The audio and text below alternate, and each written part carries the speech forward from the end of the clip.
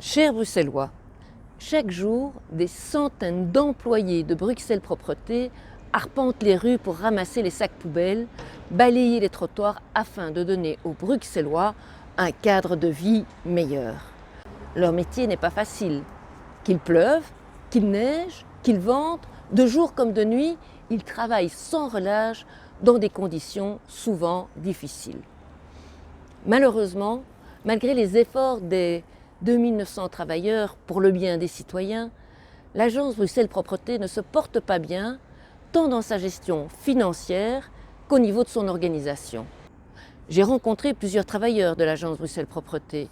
Ils regrettent l'erreur commise par le management en décidant d'instaurer la collecte matinale des sacs poubelles qui était jadis effectuée de nuit en dehors des heures d'embouteillage.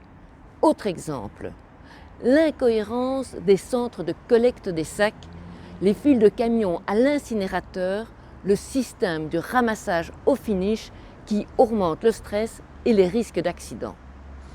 Les travailleurs craignent également l'externalisation ou, pire, la suppression du secteur commercial de l'agence dont les activités financent en partie leur prime de productivité. Dans les parcs à containers, les employés sont démunis face à des situations de violence de la part de certains usagers.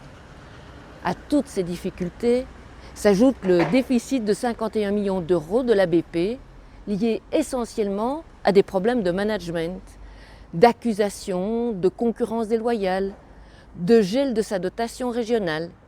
Le mouvement réformateur a réclamé dès 2014 un audit sur le fonctionnement de l'agence de Bruxelles Propreté. L'objectif était de prendre rapidement des mesures positives afin d'enrayer la dérive de la BP. Il a fallu attendre 4 ans d'inertie du gouvernement bruxellois, conduit par le ministre-président Rudy Verwoerd, pour avoir seulement la promesse d'un audit. En 2019, à peine un seul audit a été concrètement lancé.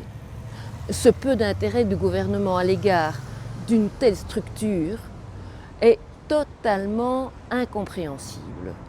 Au début de ce mois, j'ai interpellé en commission le nouveau ministre bruxellois de l'Environnement en charge de l'agence Bruxelles Propreté.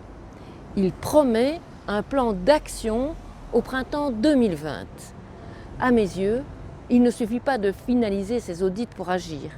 Il faut enquêter sur les dérives qui ont conduit à cette situation.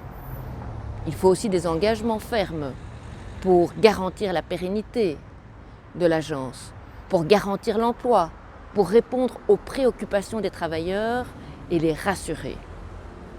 L'ABP doit devenir une structure performante au service des Bruxellois.